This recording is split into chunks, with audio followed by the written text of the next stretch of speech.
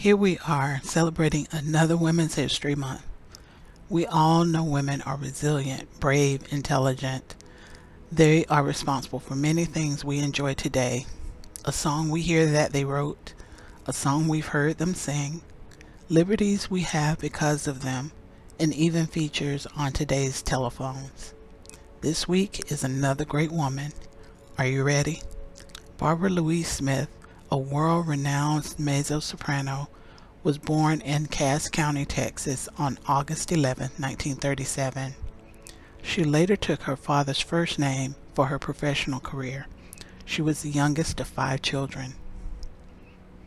Her first voice training took place in the Center Point Baptist Church, where she sang with her siblings. She credited her brother Denard, a piano prodigy, with influencing her desire to sing. Moreover, throughout her youth, Conrad was surrounded by music. When she left Center Point to study at Prairie View College in 1954, she transferred to the University of Texas at Austin in 1956 to pursue her passion for music. As a member of the first class of black undergraduate students accepted at the newly integrated school, she was later identified as a precursor. Soon Conrad, then known as Barbara Smith, faced one of the most difficult challenges in her life. She was cast as Dido, Queen of Carthage, opposite a white male in a student production of Dido and Aeneas in October of 1956. This romantic pairing of black and white cast members led to controversy on the campus. She was taunted by students who menaced her in phone calls. The school reportedly made no effort to track down the callers. State legislator Joseph Chapman successfully demanded that Logan Wilson, the school's president, force the withdrawal of Conrad from the cast. It was left to E. William Dottie, then College of Fine Arts dean, to inform Conrad of the school's decision only 2 weeks before the performance of the opera. In protest, 8 state legislators disagreed with Chapman and, along with 18 faculty members, backed the 1,500 students who signed a petition against her dismissal. The Young Democrats and the Young Republicans called for a full investigation of the situation, and the Silver Spurs and the Texas Cowboys also came to Conrad's defense.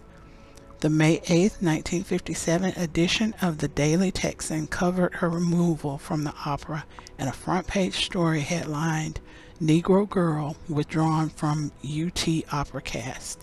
The story also received national coverage in the New York Times, Times Magazine, and Newsweek. Her treatment by the school captured the scrutiny of actor Sidney Poitier and former First Lady Eleanor Roosevelt, and most importantly, that of the singer and performer Harry Belafonte. In coming to her aid, Belafonte offered to pay for Conrad's education at another university of her choice. She decided to stay in Austin. Conrad said years later she wanted to just say anything that came to her mind, but she was trying to be that person who was a healer. That was part of the upbringing she had. She tried to make peace and not war. The dismissal of Conrad was a clear example of the reluctance of the school administrators and some faculty members to move forward toward full integration in all its academic programs. Even Daily Texan editor Nancy McMeans, who worked with Conrad in telling her story, supported President Wilson, who, in making his decision, noted that he did so without either pride or apology. In 1959, Conrad earned her Bachelor of Music degree following a successful recital in a packed auditorium that ended in a standing ovation. She accepted an invitation from Belafonte to travel to New York. Once there, she auditioned with Giuseppe Denise, a prestigious voice instructor, who pronounced her magnificent. Within a few years, Conrad, playing the lead, appeared in Porgy and Bess at the New York City Opera. She later played Maria in the Metropolitan Opera production of the same opera in New York City, and performed at the Met regularly between 1982 and 1989. Conrad also appeared with the New York Philharmonic and with the London, Boston, Detroit, and Cleveland symphonies. She sang much of the mezzo-soprano repertoire.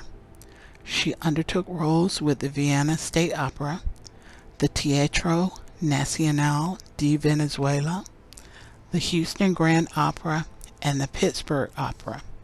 For the City Opera, she performed the leading role in Carmen. Her appearances included performing with other such opera greats as Luciano Pavarotti, Jesse Norman, Placido Domingo, and Joan Sutherland.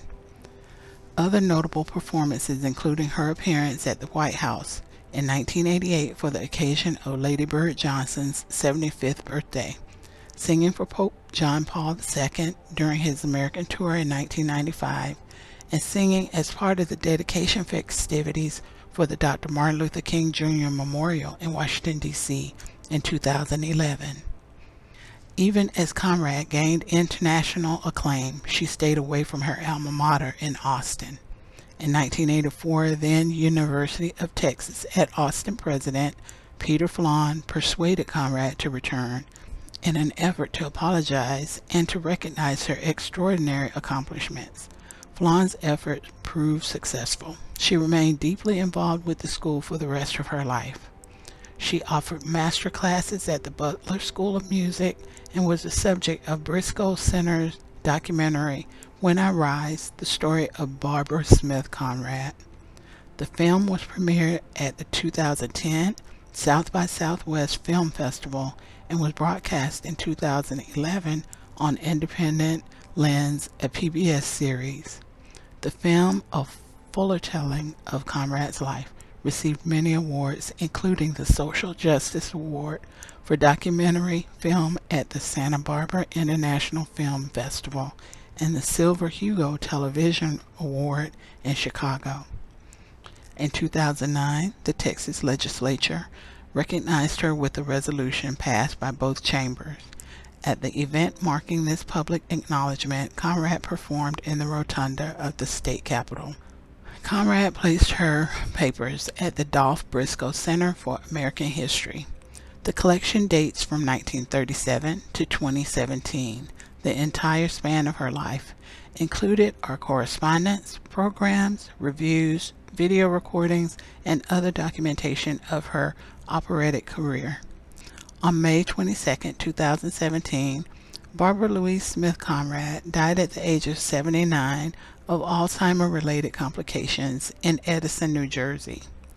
Don Carlton, executive director of the Briscoe Center, said on her passing, Barbara's personality was characterized by peace and strength. She met controversy and prejudice with courage, grace, and hope.